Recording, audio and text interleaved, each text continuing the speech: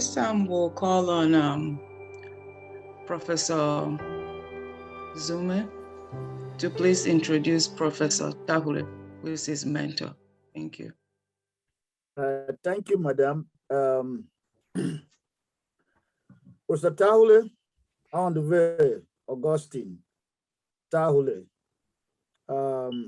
is a professor of geography and hydrology. Like I said earlier on, he was the one that supervised my PhD. He has moved through the ranks from when he joined the University of Oklahoma as an assistant professor, becoming a full professor, chair of the Department of Geography and Atmospheric Sciences, became associate dean. And then from there, he moved to Binghamton University in New York and became the dean of postgraduate school there, where he was until last year when he assumed his new role at Illinois State University, a university of a campus of about 39,000 students, almost 40,000 students, and he's the provost. For those of us in academic cycles, you know what a provost means here. In the US system, a provost is next to the president.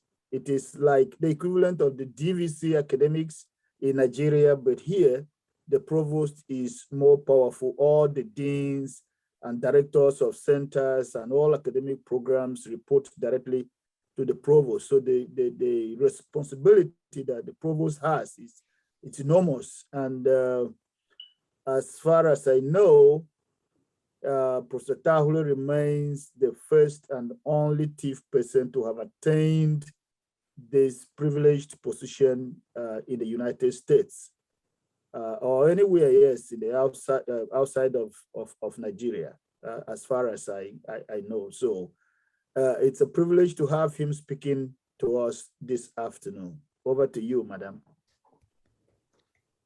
Thank you. We'll hand over to our guest speaker, Professor Tarhule.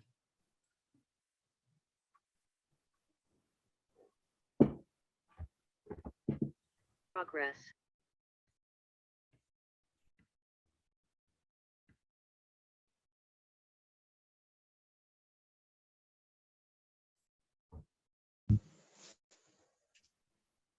Hello, can you see my screen?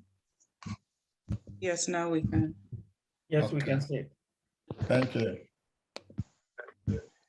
Msunechi, and thank you, Professor Zume, and for that warm introduction. I want to begin by acknowledging the leadership of MUTA. We have had, this is my first MUTA in more than 10 years. And I know that there are others in my position who have not attended MUTA for a very long time for various reasons. We have had several opportunities in the past to have reconciled or risen above some of our differences, but I think we have missed those opportunities on both sides. President Kusu didn't miss that opportunity, and so I want to commend him very much and the leadership, his team, and the organizers of this conference for taking the high road. I appreciate that.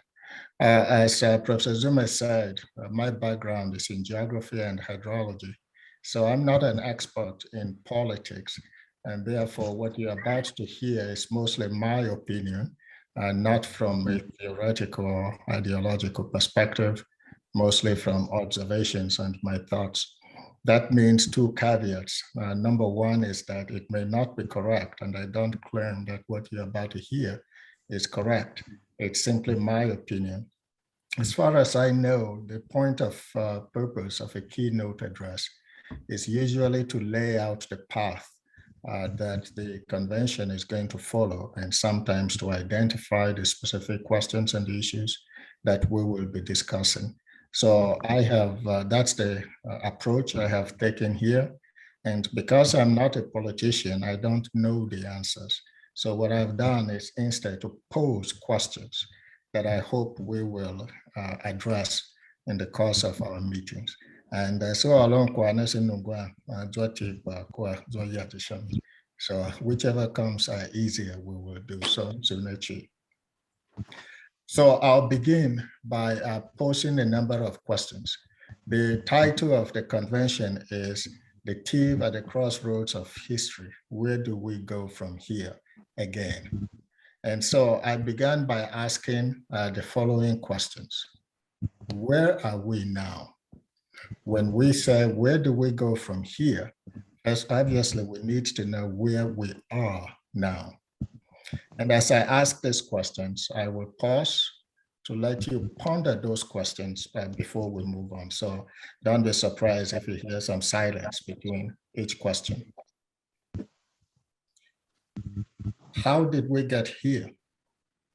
Wherever here is, how did we get to the point where we are?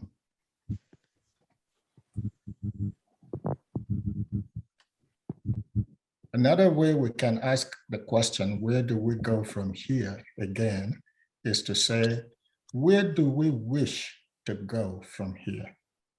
That difference is more than semantic.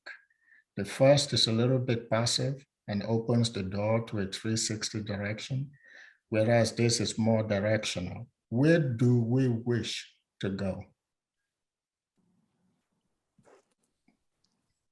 Does a vision or a plan for the future of TIF people exist?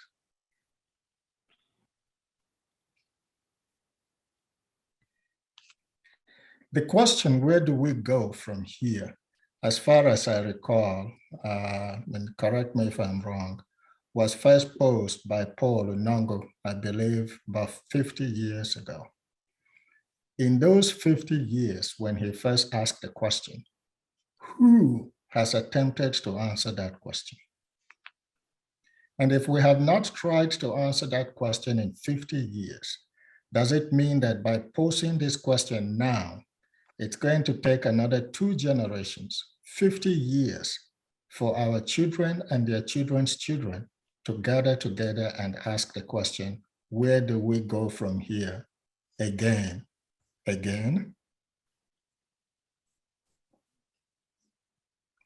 Why do these questions matter?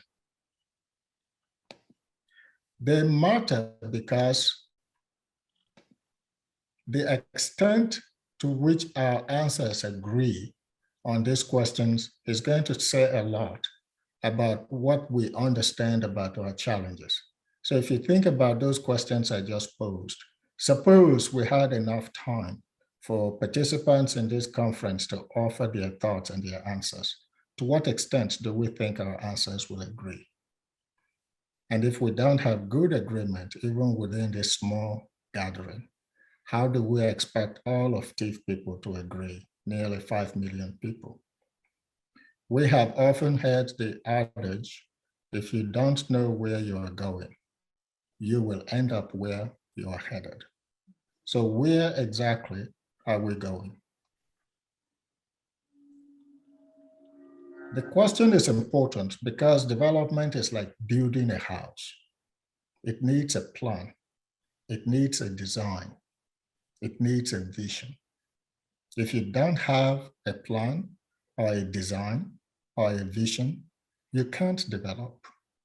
So what is the TIF plan? What is the TIF design?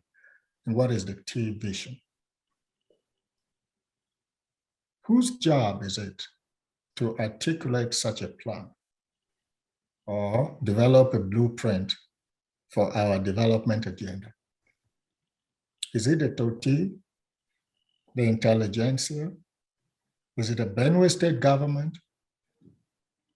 Or is it MUTA?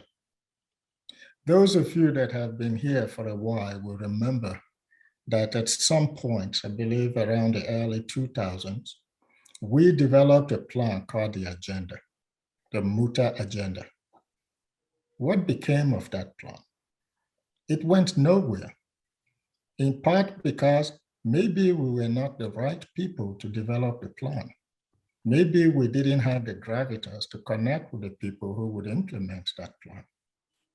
So the fact that you develop a plan doesn't mean it's going to be implemented.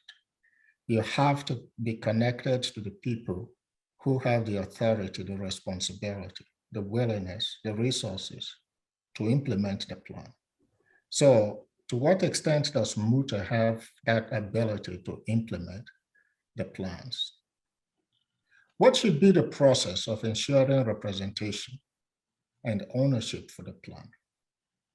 And what should be the scale at which that plan should be developed? Does it have to be all of TIF people throughout Nigeria, throughout the world, or subsections of TIF people? It is critical that we understand these fundamentals if we are to have a plan that is functional and practical. I promised I would raise several questions for us to discuss. So forgive me if you think this is academic or theoretical, but I think these are important. What principles should guide our development agenda? For example, one of the classical traditional TIF practice is the Yano and Ban, or what we might call in English, rotational power sharing. How well has this principle served us?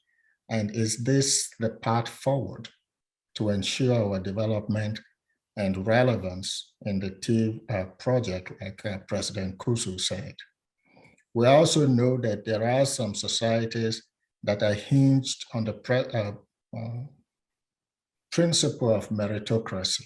Is that something we wish to explore? There are some societies, including ours traditionally, that is based on egalitarianism. Is that what we wish to implore? Or self-reliance, and many other development ideologies that we can explore. To what extent have we interrogated the feasibility or applicability of these principles in the TIF context? Is Yana and Bas serving us well? Could we improve it? Have we ever examined it and asked whether this works well outside of the TIF culture within a complex, multidisciplinary global setting? Should we go it alone or work with other ethnic groups, such as the Idomas? Like President Kusu has said, when we find ourselves under siege, who can we turn to? And how do we develop and foster those relationships during times of peace? Tivo kaya kaudo paulo nahanto nyo, so that famwa bayana pelawi. So how well do we practice this principle? Or do we rush to try and find friends only at the time when we are under the gun? What is our ultimate goal? As we talk about a TIF agenda or a TIF development or where we wish to go, what is our ultimate goal? Who has a plan or the picture of where we could be as an ethnic group 30 years from now, 50 years from now? What societies or groups are we emulating or using as exemplars or models? As we think about how we operate, whether it is Yano and Ban or whatever we choose to use, can we look around the world and say this society or that society became successful because they practiced rotational power sharing? Who are our models? Suppose we decide that having a strong ethnic identity is the way forward for us as a group. And suppose we imagine that other ethnicities in Nigeria, of which we have more than 300, also adopt the same posture. What will become of the future of Nigeria? To try and answer that question, we might look around the world at some countries that had very strong ethnic identities, very strong ethnic politics or racial politics, and what became of them. Examples include Yugoslavia. For the young people in this group, that actually used to be a country. I think it broke up into 5 or 7 different countries. South Africa, Belgium, USA, Rwanda, Somalia. You can add Uganda, Sudan, and many other countries on that list. What is common about these countries? We might choose to interrogate some of these principles based on how other development principles have been interrogated or examined. For example, Yanawangbang or egalitarianism in general is very similar to the development idea known as distributional or allocative equity. Allocative equity has sometimes been criticized by development practitioners who believe that it leads to neither development nor to equity, but rather to equitable poverty. Does this apply to us in terms of our Yanangban principle and the idea ways that we might mitigate that criticism? We could also alternatively consider some of the societies that are succeeding in today's world, regardless of how you define success. And at this point, I recognize that I'm switching gears on you. Up to now, I have been talking about Tiv people as an ethnicity, but now I'm giving you examples at the level of countries.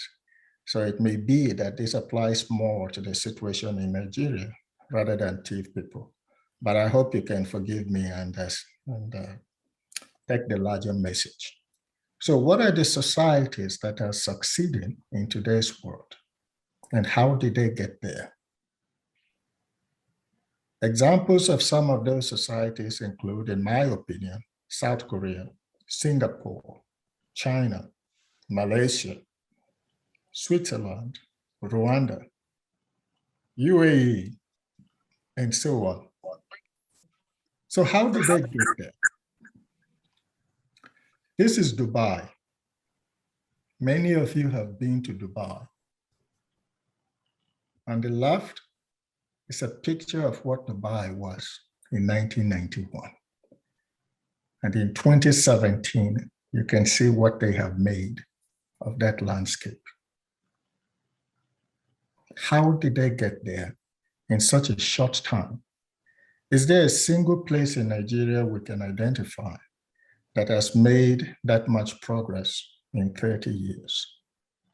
Is there a single place in Tivland we can identify that has made that much progress in 30 years? What would Boko look like if we took a picture in 1991 compared to 2017, or Vandeke, or Naka, or Zakibia? This is another view of Dubai, 1984 and 2020. The next picture highlights what Dubai has accomplished. So the picture you saw on the right, this is a close-up of what they've done in 40 years.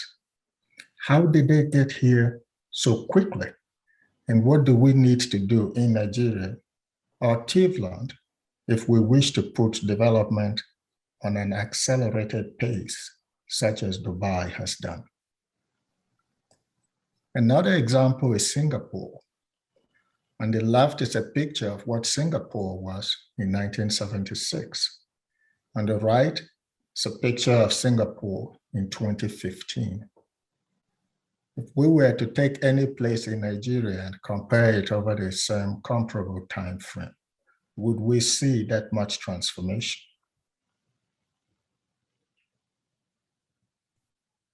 Rwanda in Africa, Singapore is the country that is often seen as having experienced the fastest development of any country in the history of the world. Rwanda in Africa is now frequently being labeled as the Singapore of Africa. How did Rwanda go from a country that murdered 1 million of its own people in 1994 to becoming the Singapore of Africa? And it is not just general development. Rwanda is seen as the safest country in Africa. It's seen as the neatest country in Africa. It has the strongest economy in Africa. And yet, in 1994, the same country witnessed arguably one of the greatest genocides of any country in the world. South Korea, for those of you who have lost track, what I'm trying to do is identify and give you some examples of countries in the world that I think have been very successful. In 1964, South Korea had exactly the same economy as Nigeria. Today, South Korea has an economy or GDP that is $1.6 trillion. By comparison, all the countries of sub-Saharan Africa, all including Nigeria, South Africa, Kenya, all of the 48 countries in sub-Saharan Africa have an economy of 1.67 trillion, exactly the same as South Korea, which was exactly the same as Nigeria in 1964. How did South Korea create this? And how can we in Nigeria, on a smaller scale, TIF people, replicate that kind of magic? So why? What has allowed these countries to be so successful, assuming we accept my definition of success in this case? A number of things. Number one is vision. In 2010, the UAE government launched a vision, and their goal was to make UAE amongst the best countries in the world. And I think we have seen that they've succeeded spectacularly in a very short period of time. Dubai today holds the record as one of the best in a large number of categories. Their airline is the best in the world because they had a vision. You can't achieve much without a vision. I had a friend when I was a professor, a colleague at the University of Oklahoma. His name was Professor Osisanya. Sam Osisanya was a drilling engineer, and he worked in the UAE. And he said each time the Sultan traveled, when he was coming back, the entire office was full of fear and anxiety. Because each time the Sultan traveled abroad, whatever he saw abroad, when he came back, he would order the civil servants and the politicians to replicate something like that on a bigger scale. He would always want it to be the best in the world, better than what he had seen in the US or Europe or Asia. That is vision. We have leaders who travel abroad all the time. What do they bring back? How do the things that they see influence the things that they try to do at home? And if not, why not? So what do the thieves want? And what are we best at? Or what could we be best at? Why are these countries successful? Japan is another country that is phenomenally successful in a number of ways. It is the most educated country in the world. It has the longest life expectancy of any country in the world. It's one of the most technologically advanced countries of any country in the world, and also one of the neatest. But above all, it is one of the most polite societies in the world. Asia in general is phenomenally good at service, but nobody can compete with the Japanese in terms of politeness and service. What can the Tiv people be best at? Another value that is important is the Chinese. Today, it's hard work, excuse me, an important value is hard work. Today, the Chinese are buying up almost all of Africa, including our own country. Effectively, we are witnessing another round of colonization, similar to what happened during the last century. And we don't seem to recognize it. But what makes the Chinese so successful, and why are they able to colonize us? One answer lies in hard work. Although I don't advocate it, one of the Chinese work ethics, it's what is called the 996 culture. 996 means the Chinese work from 9 in the morning to 9 p.m., 6 days a week. It doesn't happen everywhere, but it happens a lot, although the government is trying to cut back on that. A few years ago, I was at a conference in Beijing, and we had an interpreter. Each of us had an interpreter attached to us. I had an interpreter too.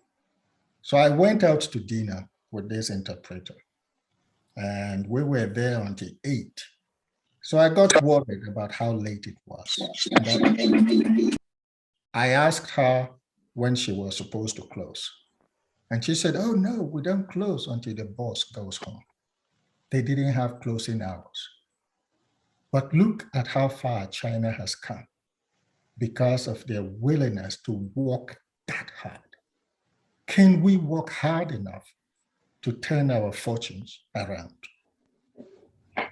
Thinking big and thinking long term. On the right, we see a picture of the Great Wall. More than 13,000 miles long, more than 20,000 kilometers long. And the Chinese built that about 2,000 years ago. Who had an idea with the technology available at the time to build a wall on this scale, 20,000 kilometers long? In all of Tivland, we probably don't even have roads up to 20,000 kilometers. But somebody in China 2,000 years ago believed they could build, and they did build something that was 20,000 kilometers long, or the Egyptian pyramid. If we look at Tivland, what is the largest building we've ever had in Tivland? What's the oldest building? For that matter, what's the largest project that we have ever embarked upon in Tivland? Do we think big enough? Do we think long-term enough? Today, the US government is looking, and other countries are looking for water on Mars. Mars. We, the Tiv people, are looking for water along the banks of River Benue and River Katsinala.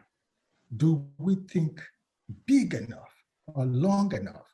Are we ever even embarrassed by our inability to utilize our resources? So what is my point with all these examples? It is simply this: development does not happen in a vacuum. It needs vision. It needs a coherent and feasible plan. It requires dedicated and committed leadership. Leadership that is able to lead by example. It requires a societal context or value system that knows which attributes it respects and admires and promotes. It requires accountability, rule of law, and so on. Do we have these prerequisites in Tivland? We also need a sense of history. Sometimes I look back at human history in the past 600 years or so, and the role that Africans have played in that history. During slavery, we sold our brothers and our sisters to the white man for trinkets, mirrors, broken combs, that beads, that's what we got for selling our brothers and sisters. During colonialism, we surrendered our lands, our freedoms, our resources, and even our culture to European countries. Post-colonialism, our leaders take money, our money meant for hospitals, roads, electricity, and hide it in European banks. We export our best brains all over the world, and we are now actively selling or mortgaging our future as well as our children's future to the Chinese. Do we recognize these actions? So where do we go from here? We need to reset. Right? Cultural beliefs are important, but they must comport to a complicated and competitive world, the way Japan has been able to do it. Is Yanawangban, for example, a cultural belief or practice that will make us competitive in the world? Values are important. So we need to recognize what values we admire and respect. When people say a thief man or thief woman, what's the first word that comes to mind to them? What is the first word or attribute that we would like to spring to mind when you say a thief person? Is it industry, such as the Igbos? Is it hard work, honesty, or law-abiding, such as the Japanese? We also must learn to avoid what is called learned helplessness. Professor Gita will know this better than anyone else as a psychologist. Learned helplessness is when we give up and quit because we believe that nothing we do matters.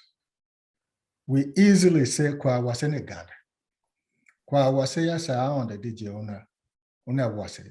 What have we done? See, so far very humble say.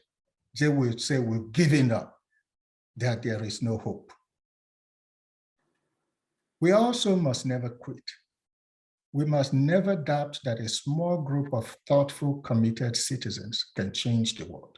Indeed, anywhere in the world, including the US, anywhere in the world, it doesn't take everybody to change the world. It takes a few small group of dedicated, committed individuals. We must recognize our complicity. We are very complicit in our own underdevelopment. Cousin Mohan Sijakiya, and we pride ourselves that Angban Wase is a commissioner, so it's in the motto of government, if I told say, Chai Airport. We lodge in an expensive hotel at government expense, and we don't understand that we're contributing to the society. We rejoice when our own people who are in power give jobs, sometimes illegally, to thief people. But we frown when other groups do that. So we must recognize our own complicity and be willing to live by the rules. I think my time is about 1 minute down. Development does not come from without. It must be birthed and nurtured and sustained from within. I have never believed that any group in the world can help us. As you may have noticed, when people say, let's go and protest to the American embassy, I've never participated because I didn't vote for the American embassy. I voted for people in my country, and I should look to those people to help us. So we should learn to identify and select credible leaders. That's it, they are here at the here, and we should recognize that the willingness to serve and the ability to do so are not synonymous. So as I get to the end here, remember, we should never give up hope. We should realize that if those who can won't, those who can't will. And there's a lot of wisdom in that quote. Some people say that if you act and follow some of the advice I have advocated here, we will be very different. And that's not the way things work in Nigeria. But we must remember, if you can do now what other people want, you'll be able to do later what other people can't.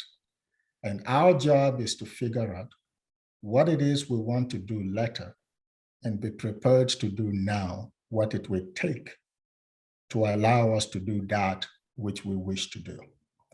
So with that, I'd like to stop here and thank you very much for your attention. So I want to suggest that everybody gets off mute so that we can actually hear ourselves clap for our brother. Please, put yourself off the mute button. This is wonderful. The best.